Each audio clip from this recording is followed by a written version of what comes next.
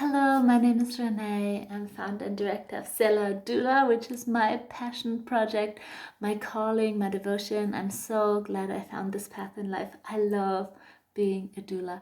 I started this journey after having my own daughter, and it was a good experience. However, in this channel, A Mother's Wild Heart, I do talk a lot about motherhood, but not only.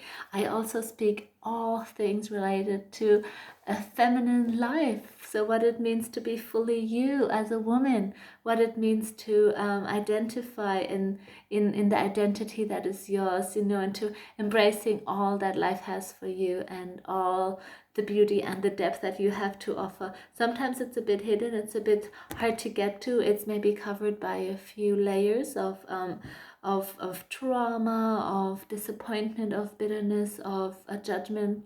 All these things are completely human, but I want to encourage you to rise above. Imagine the day you spread your wings and become a new version of yourself. So today I am talking about a topic that's hugely on my heart because my husband calls me a blaster. He always says it's a blast, and he's right. I could ask way more questions before I give my answer to things. I'm very opinionated. My opinions used to have no backup, whereas now I've studied a lot of things to give my words some weight. So I'm finding my confidence that I can stand firm on what I believe, whereas before I was like, I think, and now I'm like, no, I know from my own experience and from my own research. So when people come to me for answers, like they often ask me questions, and me in my blasting personality would love to dive in and be like, from what I assess, this and this is your best outcome, which as a life coach is what goes through your mind every second when you're listening to someone explain their problems to you. But the skill is to guide the person into finding their own opinions, own way of, like, you can even call it I call it the true north, people call it inner compass. I really like that as well, as if the answer is already in us. However, what happens, so many people come and say, hey guys, I'm not sure what to do, what do you think? And then a lot of people say, it's not up to me, it's up to you, you have to make up your mind. And I get that, but that's also not what the person just needed. The person was asking for opinion. So I feel that some people are quite fearful of, oh, I can't impose my way of thinking onto them, and therefore I'm not going to say my opinion. But that's actually what that person needed, was knowing what you think. It's not even to be like, I have to, do exactly what that person tells me. I have no opinion on my own. I don't have a brain or an intuition to follow on my own. That's not what it means. So if we understand this better, that when people need advice, we will be able to come from our perspective and be like, this is how I think. Let's just go there in an example. So, okay, let's dive into really, really tough topics. So I'm, as a doula, passionate about pregnancy, birth, and babies. I just think it's the best thing in the world. And then I have beautiful women come to me with the need of uncertainty, of not knowing if they should keep a baby or terminate a baby, whatever the reasons may be. So I, in my conviction, don't think that an abortion is ever necessary or a way out of a situation. I believe there will always be a solution. So this is, without judging anyone, this is my conviction. I will always advise people. If they ask me for opinion, I will blast my conviction at them, never telling them this is the right from the wrong and this is the truth from. So without without force and judgment, I want to share, this is what I believe.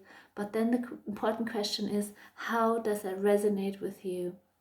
When they say, oh, that's totally, well, this is sending me in another spiral, no, this is, so if they feel yucky, if they feel condemned, if they feel anxious, then it's not for them. But if they feel like, oh my goodness, I'm so glad you just said that, that's exactly what I needed to hear, then your opinion has helped them in their inner compass to find their truth. And you haven't actually told them what to do, but you have connected with something they already knew.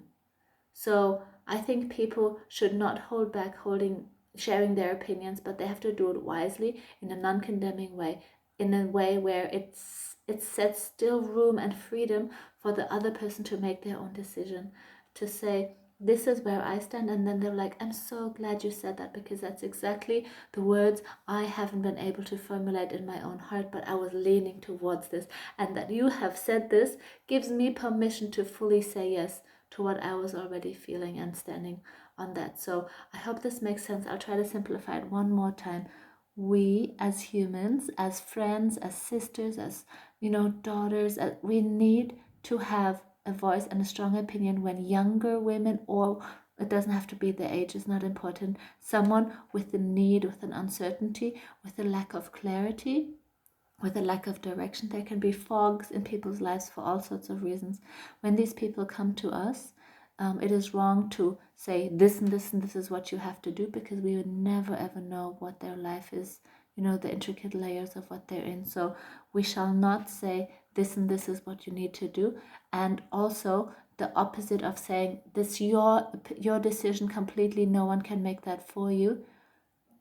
That's also not helpful, because we are designed for relationship, we are designed for community. So if they come to you, it is for a reason of needing a sister's voice, a guidance, a perspective. Very often people just need a new perspective. Very often people need a new inspiration. They need to look at something from a different spirit, because we see things through our spirit, through our experience. If someone else has a completely different way of seeing the same situation, it's a very, very good thing to open up towards each other. So don't hold back, especially on these topics that are so huge. There are so many topics out there that we, out of political correctness, tiptoe around, but it is actually what our fellow humans need. We need each other. We're better together. We're designed for tribal living.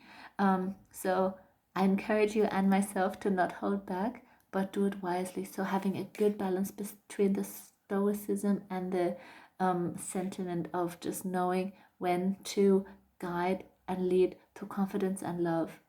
I hope that makes sense. In my head, it totally does. Thank you so much for hopping onto my channel. I hope you're blessed. I close with my favorite quote: speak peace to your mind and courage to your heart. This is the best state of being: peaceful in the mind and courageous in the heart. Life is beautiful. Don't be afraid of it.